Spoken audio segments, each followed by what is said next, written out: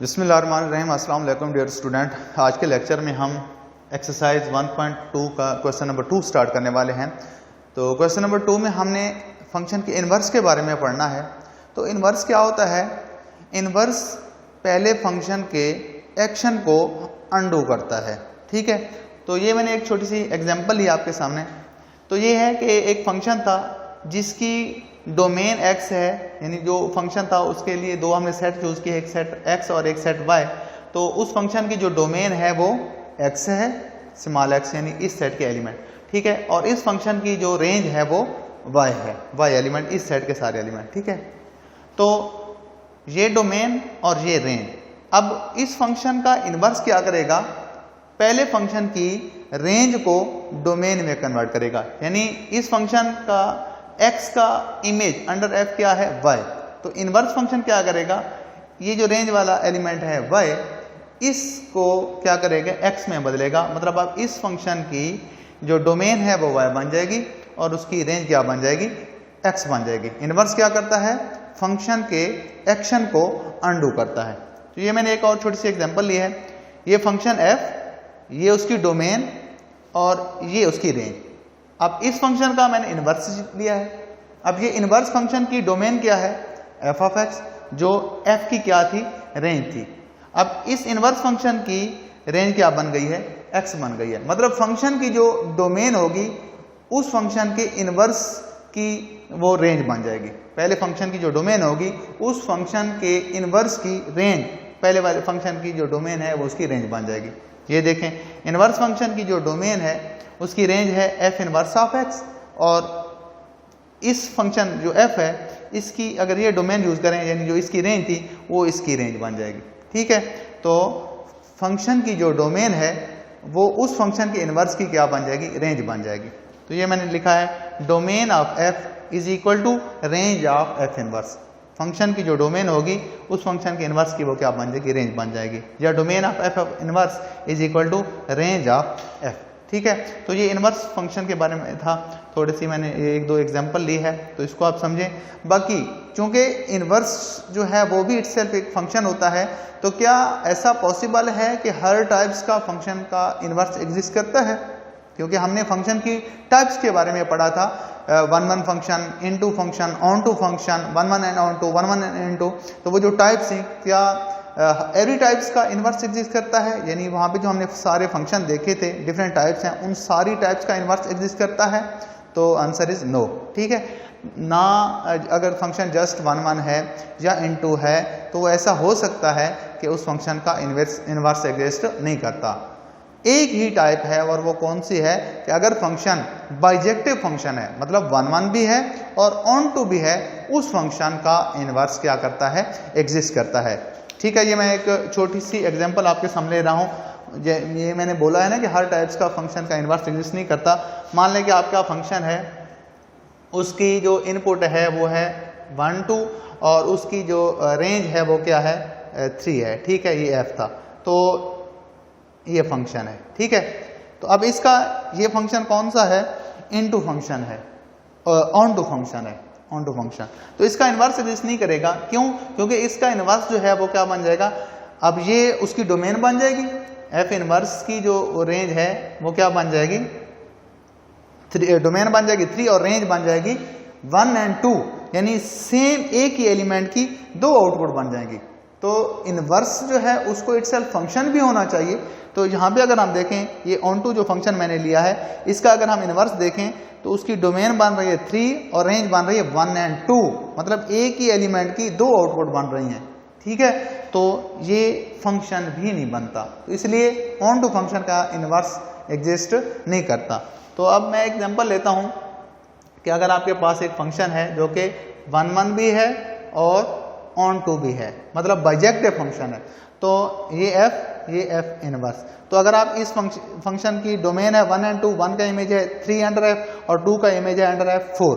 ठीक है, अगर अब इनवर्स चेक करें तो इनवर्स का एलिमेंट 3 का इमेज है 1 अंडर f इनवर्स, और इनपुट अगर हम 4 दें तो उसकी आउटपुट है 2। ठीक है, तो इस इनवर्स का जो फंक्शन आ रहा है, यानी इसका इनवर्स वाला जो फंक्शन है उसको आप कैसे लिखेंगे? 3, 1 और 4 2। ठीक है, तो इस पे आप सारी टाइप्स अगर आप चेक करें, कंडीशन चेक करें फंक्शन वाली, तो वो ये वाला सेट उसको सेटिस्फाई करता है। लिहाजा ये वाला जो इन्वर्स फंक्शन, ये इन्वर्स इसका आ रहा है, वो एक फंक्शन बन रहा है। तो अगर फंक्शन आपका बाइजेक्टिव फंक्शन है तो उसका इन्वर्स एग्जिस्ट करता है, 1 1 हो या जस्ट ऑन इनटू हो या 1 1 एंड इनटू हो, तो वो ज़रूरी नहीं कि उस फंक्शन का इन्वर्स एग्जिस्ट करे, बट बाइजेक्टिव फंक्शन का इन्वर्स हमेशा एग्जिस्ट करता है। ठीक है, तो ये टाइप्स मैंने पहले आपको समझाई हुई हैं, तो उनको आप एक दफ़ा दोबारा रिकॉल कर लेना। तो अब हम क्वेश्चन स्टार्ट करने वाले हैं। तो एक्सरसाइज का क्वेश्चन नंबर 2 के मेरे ख्याल में 4 पार्ट हैं। ठीक है, चारों पार्ट में हमने सेम चीज़ फाइंड आउट करनी है। तो मैंने एक पार्ट को कंप्लीट सॉल्व किया है, बाकी आपने खुद से सॉल्व करने हैं। तो जो पहला पार्ट है जिसमें हमने ये फंक्शन है f of x is equal to -2x + 8, तो हमने इसकी मदद से ये मालूम करना है f इनवर्स ऑफ x, यानी इस फंक्शन का इनवर्स मालूम करना है जब डोमेन क्या हो x हो, और फिर वो जो फंक्शन इस फंक्शन का इनवर्स आया होगा अंडर x के, उस x को हमने -1 पे रिप्लेस करना है, तो उसकी क्या वैल्यू आती है, क्या आउटपुट बनती है। ठीक है, और फिर हमने f इनवर्स ऑफ x और f इनवर्स एट -1 को वेरीफाई करना है कि वो किसके इक्वल आता है, x के इक्वल आता है। तो हम इस फंक्शन की मदद से ये तीनों पार्ट, यानी पहले इस फंक्शन का इन्वर्स मालूम करेंगे, फिर हम इस फंक्शन का इन्वर्स एट -1 पे, क्योंकि ये तो जनरली मतलब एक वेरिएबल के तौर पे हमने इन्वर्स मालूम किया है, फिर हमने एक फिक्स करता है नंबर -1, यानी आप इस फंक्शन के इन्वर्स की रेंज चेक करें जब डोमेन क्या हो, -1 हो, फिर हमने वेरीफाई करना है कि वो दोनों का आंसर क्या है, x के इक्वल आना चाहिए। f इनवर्स ये मालूम करना है, f inverse of x equal to f inverse of f of x is equal to x। ये देखें ना कि हम फंक्शन की डोमेन और उसके इनवर्स हम देखें तो दोनों तरफ क्या आ रहा है, x आ रहा है। ठीक है, तो ये हमने वेरीफाई भी करना है। तो अब हम अपना सोल्यूशन स्टार्ट करते हैं। तो सोल्यूशन था, फंक्शन दिया गया है f of x is equal to -2x + 1। इसकी मदद से हमने इस फंक्शन का इन्वर्स मालूम करना है एट x पे, और फिर वो जो एट x पे इन्वर्स आया होगा, फिर हमने उसकी वैल्यू चेक करनी है -1 पे, और फिर हमने ये वाला पार्ट वेरीफाई करना है। तो मैंने एक पार्ट को कंप्लीट सॉल्व किया है, बाकी जो रहते हैं वो आपने खुद से सॉल्व करने हैं। तो जैसा कि आपको पता है कि हम जनरली फंक्शन को जब डिफाइन करते हैं तो हम कैसे लिखते हैं, f of x is equal to y। तो y क्या है, इमेज है x का अंडर f। तो पार्ट मैं स्टार्ट करता हूं, let f of x is equal to -2x + 8। अब ये क्या है, ये फंक्शन की क्या है, रेंज है, यानी इस फंक्शन की अगर इनपुट हम x दें तो ये उसकी रेंज है -2x + 8। और हम रेंज के लिए जब हम फंक्शन को डिफाइन करते थे तो रेंज को हम कैसे डिनोट करते थे, y से। तो इसलिए मैंने f ऑफ x जिसकी रेंज -2x + 8 है, उसको मैंने क्या नेम दे दिया है, y का नेम दिया है। ठीक है, तो so that y is the image of x under f। ये y क्या होता था, इमेज होता था x का अंडर f। ठीक है, नाउ तो हम इसको लिख सकते हैं y is equal to -2x + 8। तो ये बन जाएगा, जहां से चूंकि आपको पता है कि फंक्शन का इन्वर्स क्या करता है, डोमेन को रेंज में कन्वर्ट करता है। मतलब फंक्शन की अगर डोमेन x है और उसकी रेंज y है, तो जब हमने उसका इन्वर्स मालूम करना है तो हमें क्या करना होगा, उस फंक्शन की जो डोमेन है उसको रेंज बनाना होगा और रेंज को डोमेन बनाना होगा। मतलब हमने x और y को क्या करना है, रिप्लेस करना है। तो यहाँ पे f of x is equal to y है ना, तो हमने क्या कर देना है, f inverse of y is equal to x, ये मालूम कर लेना है।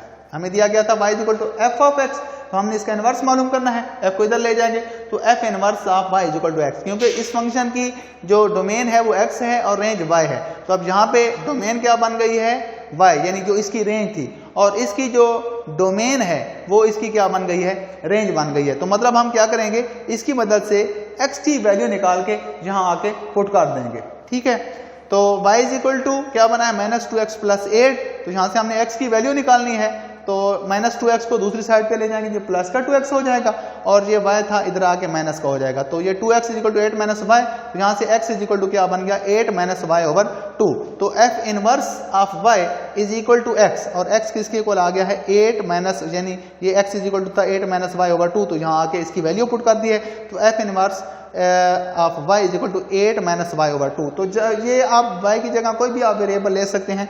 तो हमने चूंकि to find f inverse of x, यानी फंक्शन हमारा x में था ना, तो हमने इस फंक्शन का इनवर्स मालूम करना था, मतलब f इनवर्स ऑफ x मालूम करना है। तो आप रिप्लेस कर दें, ये इस फंक्शन को y की जगह x रिप्लेस कर दें। ठीक है, तो ये बन जाएगा f inverse of x is equal to 8 minus x over 2।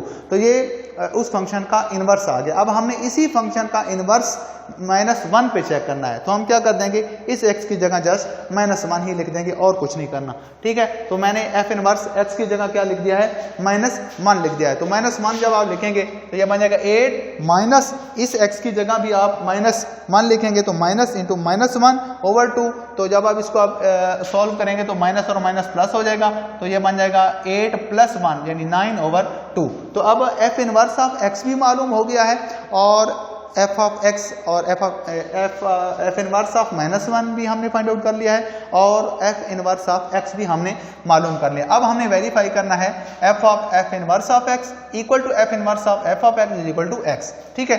तो ये हमने x के इक्वल दिखाना है, तो दोनों साइड हम हल कर लेते हैं। तो f inverse of x, f inverse of x का आंसर क्या है, 8 माइनस x/2। तो यहाँ आके हमने ये 8 माइनस x/2 लिख दिया है। अब साथ है f, यानी इस फंक्शन की आप ये क्या बन गई है, डोमेन बन गई है। तो जब हमारे पास x था तो ये इसके इक्वल है।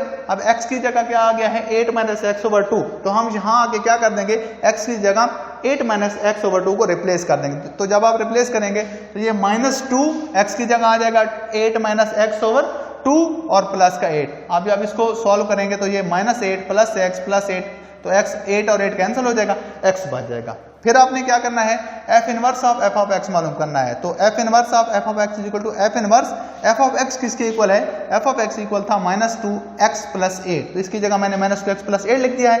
अब ये f इनवर्स की क्या बन गई है, डोमेन बन गई है।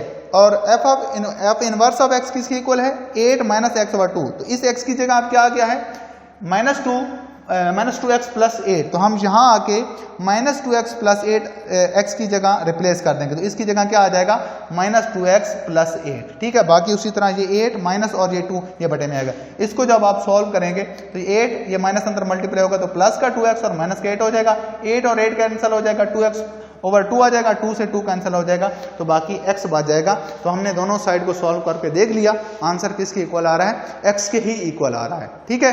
तो आज का लेक्चर जहाँ तक था, इसमें मैंने क्वेश्चन नंबर 2 का जो पार्ट 1 था उसको कंप्लीट सॉल्व किया है। बाकी जो पार्ट रह गए हैं वो आपने खुद से सॉल्व करने हैं, ठीक है। फिर भी अगर कोई किसी भी पार्ट में कोई भी मसला आ रहा है तो आपने बताना है, ठीक है जी। अल्लाह हाफिज़।